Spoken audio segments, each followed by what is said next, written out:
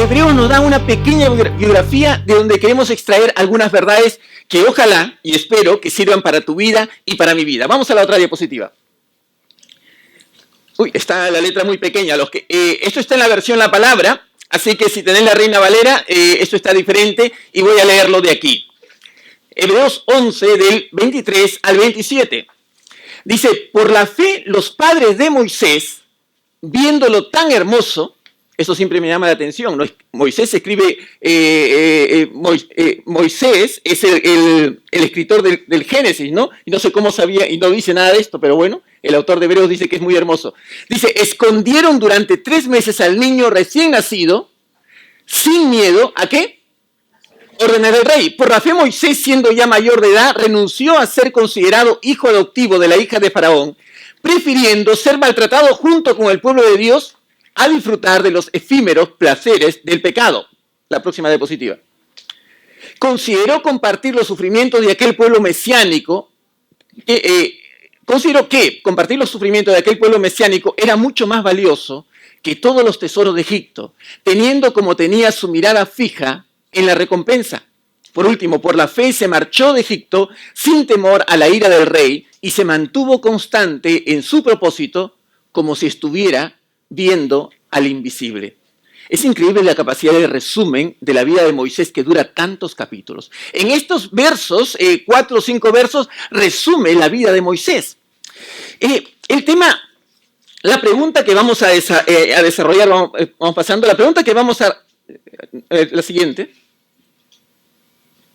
La pregunta que vamos a responder hoy es, ¿qué utilidad tiene la fe en nuestras sociedades avanzadas? ¿Qué utilidad tiene la fe para nosotros hoy? Para ti y para mí. ¿De qué utilidad? ¿De qué vale la fe para nosotros? Todos habían recibido un bosquejo, una hoja con vuestro bosquejo, ¿no? Y lo primero que vamos a ver, que estos pasajes van a hablar sobre la vida de Moisés, es que para Moisés la fe, y ahí en su bosquejo tenéis que rellenar si queréis, la fe produjo valentía en los padres de Moisés. Valentía en los padres de Moisés. Dice el texto, por la fe los padres de Moisés, viéndolo tan hermoso, escondieron durante 3 meses al niño recién nacido, sin miedo a las órdenes del rey. ¿Qué había pasado? Faraón había decidido detener el crecimiento demográfico de los judíos. Los judíos en ese tiempo vivían dentro del territorio egipcio y estaban ahí creciendo gracias a José, el hijo de Jacob. Estaban creciendo. Pasa el tiempo y los judíos eran tanto que el rey o el faraón de Egipto dice, esto no puede seguir así. Están creciendo tanto los judíos que si se rebelan pueden dar un golpe de estado fácilmente. Y al talante de su tiempo, el rey dice, todo hijo varón tiene que morir. Y a las parteras se le da una orden de asesinar a todo hijo varón que nazca de los judíos. Sin embargo, los padres, por alguna razón, vieron en Moisés algo distinto.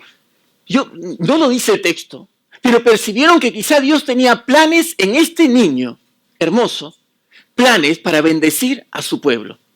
Y sin temor a la condena del rey, deciden proteger y salvar su vida. Hoy en día la fe está siendo muy golpeada, fuertemente, en todo lugar.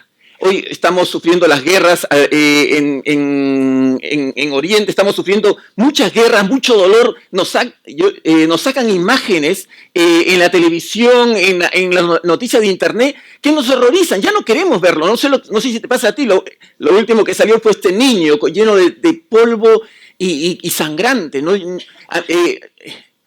Tengo una contradicción dentro de mí. No quiero verlo y paso de verlo, pero me siento mal por no verlo también, porque es como que no quiero tener compasión, pero me golpea tanto, no sé cómo reaccionar, porque no puedo hacer nada, ¿no? Y ahora, a partir del golpe a las Torres Gemelas, de la destrucción de las Torres Gemelas por un ataque terrorista, se ha levantado un grupo de intelectuales para acusar a la fe de que la fe religiosa la que produce todos estos odios y estas guerras. Esto es lo que los jóvenes que van a la universidad se van a enfrentar con los profesores. Van a decir, la religión es lo que produce odio, división, y es en el fondo lo que está trayendo todo esto. Hay 4 intelectuales muy importantes que están escribiendo muchos libros y en la universidad te van a dar a leer sus libros, que está en la diapositiva anterior. Bueno, anterior. Estos, ¿no? ¿Cómo se dice en inglés? Afu, Hosman, algo así. Los 4 jinetes, ¿no? Los 4 jinetes. Richard Dawkins, Sam Harris, Daniel Dennett y Christopher Hitchens. A mí en la universidad me dieron a leer un libro, El espejismo de Dios, de Richard Dawkins, del que está primero allí. El espejismo de Dios, donde trabaja sistemáticamente en un libro muy grueso para mostrarte a ti cómo la religión es dañina para las sociedades nuestras. Y esto es lo que la juventud hoy en día, toda la generación de jóvenes está recibiendo. Está recibiendo. Y luego uno se pregunta, ¿por qué hay tanto rechazo a la religión hoy en día? Porque ellos beben, en las universidades, beben esta visión. Y frente a esto nosotros tenemos que responder, ¿en verdad vale la pena la religión? ¿Vale la pena la fe? ¿Es valiosa la fe? Vemos que en los padres de Moisés, la fe produce una valentía para ir en contra de leyes injustas. Y ellos se rebelan y tienen una valentía y protegen a su hijo y lo salvan al pequeño Moisés de la muerte. Lo salvan. ¿Qué produjo esa decisión de coraje en los padres de este niño? Ellos creían en la acción de un Dios en las circunstancias de su vida. Ellos creían que Dios tenía un plan para el pequeño y que los iba a proteger. Y ahí, ahora sí quiero ir 2 diapositivas después. Está una... ¿Dónde está yo di el aparato a alguien que me... Vale. ¿Conocéis esta mujer tan guapetona? Irena Sandler, ¿no? Irena Sandler. Esta mujer era una enfermera polaca que vivió entre 1910 y 2008. Vivió la época del nazismo, en pleno avance genocida de los nazis. Ella era una enfermera y ella decide rescatar a los niños judíos de la muerte. En Polonia, cuando los nazis invaden Polonia, crean un gueto, el famoso gueto de Varsovia, y colocan allí a todos los judíos. Esta mujer era enfermera allí. Y ella ya percibe hacia dónde iban a ir. El gueto de Varsovia era el preámbulo a ir a los campos de exterminio. Y ella decide, junto con algunas más, salvar a los niños de las madres judías. Ella era una mujer de fe. Había aprendido a amar al prójimo a pesar de que toda la gente de su tiempo rechazaba a los judíos. Lo rechazaba. Eran mal vistos socialmente. Pero ella decide salvarlos. Hay una diapositiva, creo, luego. Tú puedes encontrar en el internet, este es un cartel escrito en alemán y en polaco, sobre la amenaza un cartel nazi, amenazando a toda persona que ayude a un niño judío o a una familia judía, amenazándolo de muerte. Este es un cartel. Pero esta mujer decide salvar a todo niño que pudiera. Y utiliza distintas maneras.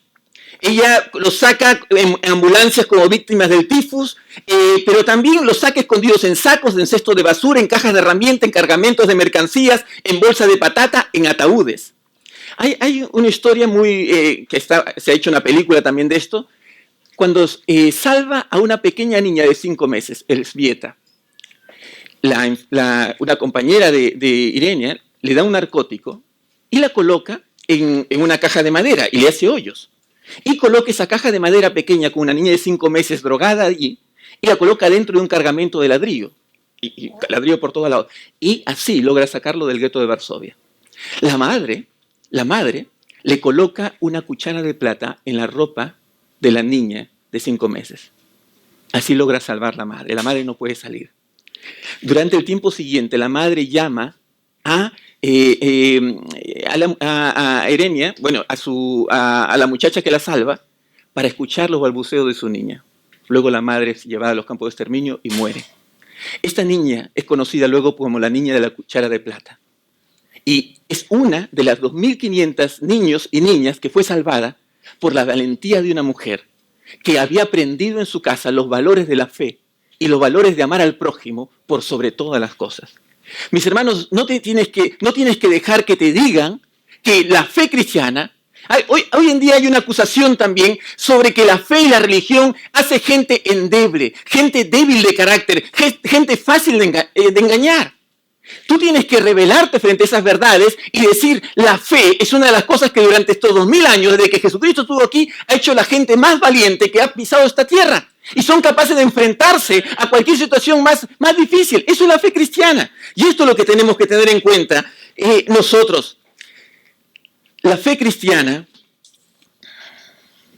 se acusa a la fe de producir gente débil de carácter. En sus bosquejos hay otro para rellenar ahí, débil de carácter, se acusa. Sin embargo, en el segundo punto de la primera parte, yo coloco la fe forja, en la segunda palabra, la fe forja nuestra voluntad para enfrentar toda situación adversa.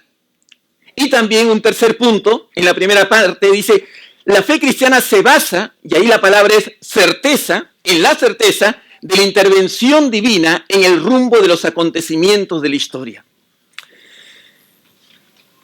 Mis hermanos, la fe cristiana produce valentía en aquellos que la abrazan porque cree que no está enfrentando solo la vida.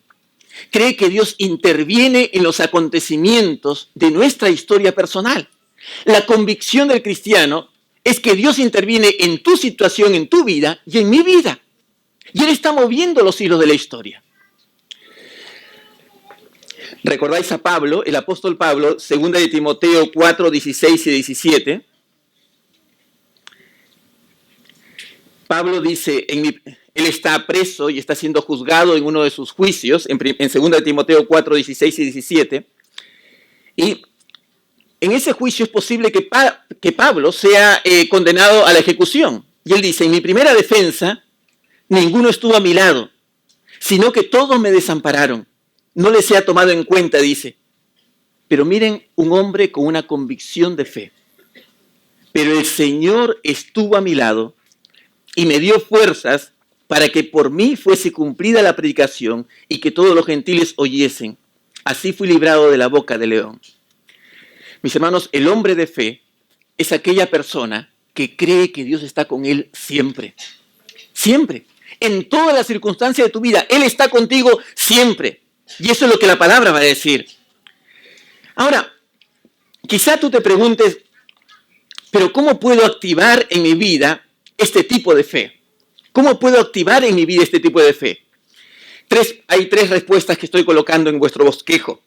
En primer lugar, ¿cuándo renunciamos al egoísmo? Eso es en primer lugar. ¿Cuándo renunciamos al egoísmo? ¿Alguien puede leer de la hoja, si es posible, el verso que está allí en voz alta para escucharlo todos, por favor? Mientras... Por la fe, Moisés, siendo ya mayor de edad, renunció a ser considerado hijo adoptivo de la hija del faraón, prefiriendo ser maltratado junto con el pueblo de Dios. ¿De dónde viene la fe en los padres de Moisés? ¿De dónde vino la valentía en Moisés mismo? ¿De dónde? Un principio que vemos en Moisés es que él había aprendido a renunciar a su egoísmo.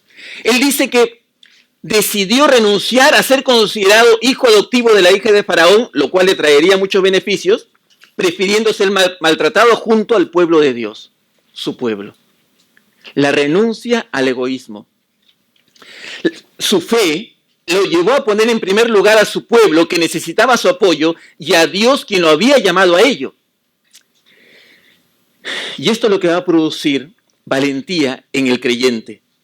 Cuando pones a otros en primer lugar.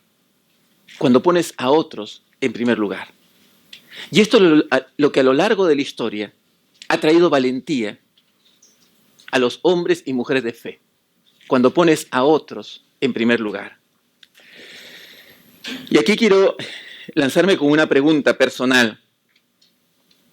Y quisiera que tú te la respondas personalmente.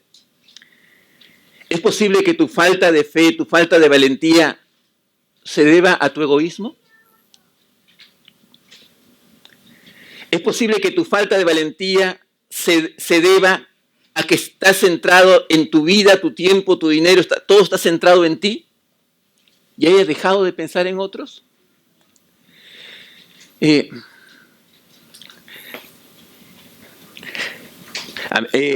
A veces uno se encuentra con situaciones que pasan en la calle, ¿no? Gente que es agredida o lo que sea. Hay gente que sí se acerca para ayudar, pero hoy en día cada vez nuestras sociedades más individualistas menos piensan en el otro. Y el espíritu que hay en la mentalidad es cada uno tiene que resolver sus propias cosas. No me meto en problemas de otros porque voy a salir perjudicado. Y aparentemente son respuestas racionales. Sin embargo, el espíritu bíblico va más allá. Va a imponer la vida para rescatar a otro. Para rescatar a otro. Hay una historia, vosotros habéis visto cuando hacen maniobras de estos aviones modernos, hacen maniobras y hacen con la estela de humo que sale detrás, hacen figuras, ¿no? Esto sucedió en Estados Unidos en una de estas maniobras, creo que en el año 92. Estaban haciendo la flor de lis, me parece que estaban haciendo formas en el aire estos aviones, y uno de los aviones se separa y comienza a separarse y a caer. Y estaba por caer sobre el pueblo, sobre muchas casas.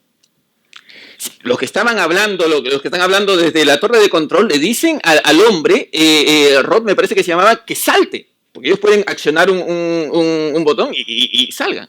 Y él no saltaba, no saltó. Y al final llevó el avión y lo llevó y se estrelló fuera de la ciudad. Él no saltó para poder llevar hasta el final el avión y evitar que el avión caiga sobre las casas donde había gente. Días después, cuando están en el entierro, hablan con la viuda y la viuda encuentra en su cartera una nota que decía, soy tercero. Era algo que para él, soy tercero. Era algo que para él era creyente. Y es algo que él había aprendido en su fe cristiana. A poner en primer lugar a Dios, en segundo lugar a las personas y en tercer lugar a él. Soy tercero. Mis hermanos, esa visión cristiana, que no te lo va a enseñar la sociedad. En la sociedad, ¿quién es primero? Eres tú. Tú diviértete, tú deleítate, piensa en ti, porque ¿quién va a pensar en ti? Nadie. Es lo que te dice la sociedad. Y son cosas, entre comillas, racionales y que van entrando en nuestra mente. Mis hermanos, pero los valores cristianos te enseñan a poner al otro en primer lugar. Y es lo que hizo Cristo por ti y por mí. En segundo lugar, la segunda manera para activar tu vida, tu valentía, la valentía en tu vida, esto tiene que ver cuando nuestro mayor placer va más allá de lo material. ¿Alguien puede leer el verso que está allí, por favor?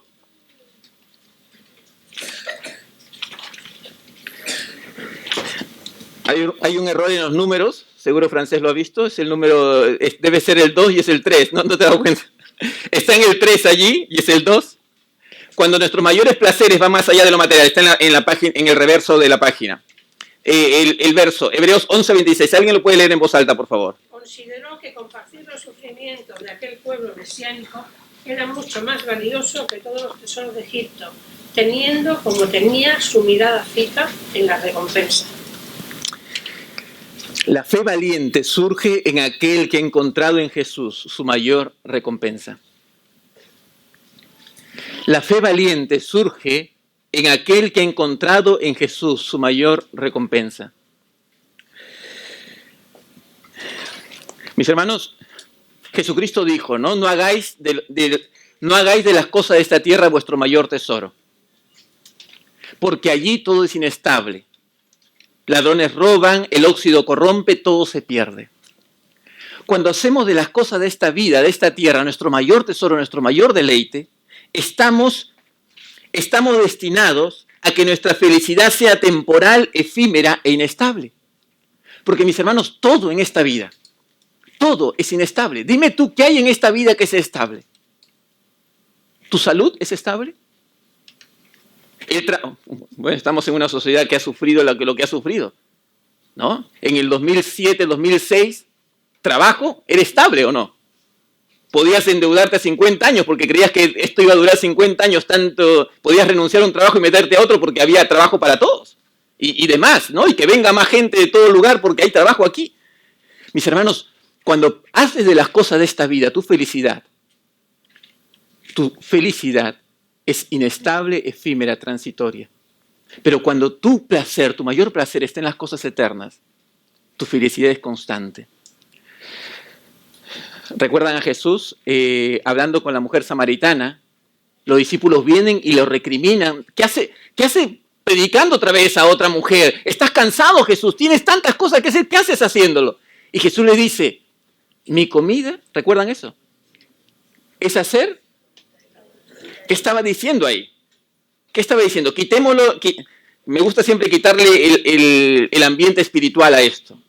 Y pon la verdad, ¿qué es una comida para nosotros? De aquí vais a ir a comer. ¿Alguno está ayunando? Quizá alguno está ayunando aquí, ¿no? Yo voy a ir a comer. Me han invitado a comer a mí. Gloria al Señor. Bueno, todavía no hay que dar gloria al Señor, no sabemos cómo está la comida, ¿no? Bueno, agradecer al Señor por todo. ¿Qué es la comida? Es un momento de deleite. Estamos en España, estamos en una potencia culinaria, ¿no? Estamos en Cataluña, toda la Costa Brava, los mejores restaurantes del mundo, se están luchando por tener los mejores restaurantes del mundo. ¿Qué es la comida? ¿Qué te dice Ferran Adrià de la comida? Es deleite, es creatividad, son emociones, son historias que están allí. Vives, quizás eso es una herejía, tratan de tener un trocito de eternidad en ese momento que tú estás comiendo. Felicidad, felicidad. Lo que Jesús está diciendo es, mi felicidad, mi deleite, mi momento precioso, es cuando yo hago la voluntad de mi Padre. Eso es la comida, eso es la comida. Y mis hermanos, la gente valiente es aquella que ha hecho de su mayor placer el hacer la voluntad de su Padre. Y en tercer lugar, y está 4 me parece en sus apuntes, no lo sé. ¿Está así 4? Sí, ¿no? Mi secretario que ha hecho esto, está mal, que soy yo mismo. Cuando nuestra comunión con Jesús nos lleva a ver lo invisible. Por la fe se marchó de Egipto sin temor a la ira del rey, valentía, y se mantuvo constante en su propósito como si estuviera, ¿qué? Y aquí, mis amigos, es en una experiencia íntima, personal y de amor con Jesús donde los débiles somos fuertes, donde los cobardes valerosos, donde los indecisos decididos y los de doble ánimo constantes. Mis hermanos, cuando tú tienes esa comunión tan cercana con Jesús, tus tendencias cambian. Tú eres distinto. Tú eres distinto. ¿Recuerdan qué le decían cuando veían predicando a Jesús? ¿Pero esto no es el hijo del carpintero? Cuando escucharon predicando a Juan y a Pedro, pero estos son galileos. Son gente de allá arriba, no son tan importantes, no son de Jerusalén. ¿De dónde sacan todo este carácter y esta elocuencia? Mis hermanos, cuando tú te atreves, y escucha, cuando tú te atreves a cruzar esa línea de la religiosidad y pasar a una intimidad con Dios, algo va a cambiar en ti. Escúchame bien, cuando te despojas de la religiosidad, cuando dejas de ser un religioso, ¿no? El ser humano le encanta ser un religioso y cumplir normas, ¿no? Nosotros, por si acaso, los seres humanos nos encanta ser religiosos y cumplir normas para sentirnos bien, ¿no? He cumplido esto, ostras, soy un buen creyente. Bueno, eso deséchalo. Cuando tú te atreves a tener comunión con Jesucristo y lo buscas a solas, te atreves a cerrar la puerta de tu habitación, o te atreves a irte a una montaña o a un jardín solitario, o a arrodillarte en la alfombra de tu casa y a buscar a Dios tú, en ese momento tu vida comienza a ser distinto. No cuando vienes aquí. Aquí podemos ser impactados, sí. Pero no, todo empieza cuando te atreves a olvidarte de la religiosidad y tener un contacto real con el Señor. Eso ahí se producen cosas distintas en nuestra vida. ¿Qué sentido tiene la fe en nuestras sociedades avanzadas? 3 cosas he puesto. Mis hermanos, mis amigos, el virus de la corrupción necesita de nuestra valentía para cortarle el paso. Escucha, en cualquier momento la corrupción va a tocar la puerta de tu conciencia. En cualquier momento la corrupción va a tocar las puertas de tu conciencia y va a tratar de entrar. Decir una mentira, callar una verdad, retener algo que no es tuyo, coludirte activa o pasivamente con lo deshonesto. Hay que ser valiente para cortar el paso a la corrupción. Ahí en tu trabajo, donde tú estás con tus jefes, donde tú estás con tus compañeros, cuando todos salen fuera del instituto, de la universidad y se pasan un porro y te lo pasan, ¿qué vas a hacer tú? Es muy complicado eso, el decir que no. Es muy complicado. Cuando todos están drogando, cuando todos están hablando de lo que no deben hablar. Cortar el paso a la corrupción es muy complicado, pero Jesucristo dijo, vosotros sois la sal de la tierra. Y mis hermanos, ahora, ¿de dónde sale esta valentía para decir? Yo cuando digo esto pienso en mí de 15 años o 17 años, que me digan esto, Jorge, que yo tengo que decir no a todos mis amigos que están ahí y yo voy a ser el papanata que voy a decir que no a lo que todos están diciendo que sí, es tan complicado. Pero otra vez, cuando tenía 17 años y podía tener ese contacto con Dios, que no lo tenía a diario, pero cuando me atreví a tenerlo, ostras, algo pasaba en mí, que podía decir no, y podía salir de allí, porque sabía que no me convenía, que podía decir no a este chico que está cruzando la línea, podía decir no al compañero o al jefe que me estaba diciendo que firme algo que era incorrecto. Podía decir no. La corrupción en nuestro país necesita la valentía para cortarle el paso en las pequeñas cosas. Son los pequeños gestos, como hay una publicidad aquí en Cataluña, los pequeños gestos son las cosas que van a hacer grandes cambios. Los pequeños detalles son las cosas que van a producir grandes cambios. En segundo lugar, el engaño del relativismo moral necesita valentía para ser enfrentado. El relativismo moral. ¿A qué me refiero con esto? Mi concepto es que la sociedad va a la deriva moral. ¿Quién define la moral? ¿Quién define lo que es bueno y lo que es malo? Estaba hablando con el director del banco que tiene todos mis bienes y mis riquezas, ¿no? Sí, estaba bueno, la oficina pequeña yo en Manresa, arriba en las bases, una oficina pequeña. Estaba hablando con él y conversando ahí con él. Él me decía, ¿no? Que él se guiaba por el sentido común. Jorge me decía esto de la religión, bueno, yo te respeto mucho, ¿no? Te respeto mucho, pero yo creo que con el sentido común todos estaríamos contentos. Entonces, si siguiéramos nuestro sentido común. Mis hermanos, si uno hace un repaso en todos los momentos de la historia, donde el ser humano se ha dejado guiar por el sentido común constantemente.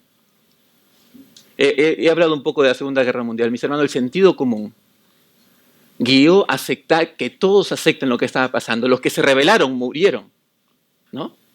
Dietrich Bonhoeffer murió ahorcado. Bueno, él quería sacar a Hitler directamente, ¿no?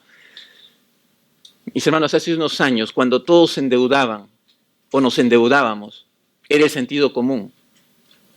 Era el sentido común. Gastar como se gastaba, era el sentido común. Bueno, muchos reclamaban, pero en la práctica todos lo hacían. El sentido común no siempre te lleva, necesitas principios inamovibles, eternos, superiores para ayudarte. Y en tercer lugar, el dolor de nuestro mundo necesita de nuestra valentía para ser consolado. Y esto nos golpea. Y esto nos golpea. Y esto es un encargo que yo te hago y que yo me hago a mí mismo. ¿Qué el Señor quiere que hagamos frente al dolor de este mundo? ¿Cómo podemos aportar un grano de arena? ¿Qué tenemos que hacer? Mis hermanos, si no puedes hacer mucho, tienes que estar orando. Tienes que estar orando. Somos la iglesia del Señor, tenemos que estar orando por este mundo que se duele y que sufre. Somos llamados a ser una generación de creyentes valientes para enfrentar los tiempos que nos han tocado vivir. La valentía es algo que imprime una fe profunda y seria en el Señor. Que nadie nos diga que somos una tira de cobardes, somos gente capaz de enfrentar las presiones más grandes que otros ahí en la sociedad no pueden enfrentarlo. Somos capaces de decirle a la mentira que es mentira y a la verdad que es verdad. Y esto nos tiene que mantener y nos tiene que hacer luz en este mundo que se oscurece cada vez más en las tinieblas. Que el Señor te ayude, que esta semana la valentía sea una característica de tu vida, allá donde vayas. Tú eres un ser valiente porque el espíritu que Dios nos ha dado no es un espíritu de cobardía, sino de amor, de poder y de dominio propio. Amén, mis hermanos. Y el fruto del Espíritu Santo es amor, gozo, paz, paciencia, benignidad, bondad, fe, mansedumbre y templanza. La capacidad de dominio propio y de decir, no, aquí no me mueve nadie. Y soy esto, y soy creyente, y esto valió la pena para mí, para mi familia y para todos los que han creído. ¿No? A mí me llamó la atención, bueno, Nadine no está aquí, hablando sobre presiones en los trabajos y tanta cosa, y ella decía, bueno, yo le he respondido esto. Yo no sé para vosotros lo que es la religión, pero para mí, para mis padres, para todos los que somos creyentes, yo he crecido bien, he logrado grandes cosas, he estudiado, he logrado un buen nivel en la sociedad, tengo un buen matrimonio, y esto, a mí, la fe, esto es lo que ha hecho en mi vida. Y yo no sé lo que vosotros pensáis, pero para mí y para mi familia, la fe ha bendecido enormemente a mis 4 hermanas y a mis padres y a mis tíos que son creyentes. Y mis hermanos, esto es lo que debemos decir. En mí la fe funciona. Yo no sé tú, pero en mí la fe funciona. Y tiene que funcionar. Vamos a orar.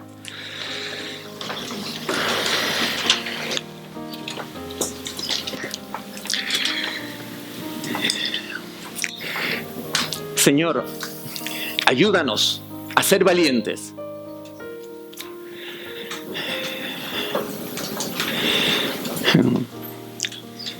Aunque, Padre, haya temor, aunque alguien se mofe, ayúdanos a ser valientes y a saber que somos la luz tuya, que somos tus embajadores aquí. Padre, pido que nos ayudes a cada uno, adolescentes, jóvenes, adultos, matrimonios jóvenes, matrimonios maduros, Señor, a ser un ejército de gente valiente que ha creído en Jesucristo. Y que esa fe nos ha cambiado y nos ha salvado la vida. Gracias, Señor. Gracias. En el nombre de Cristo Jesús, Padre. Amén.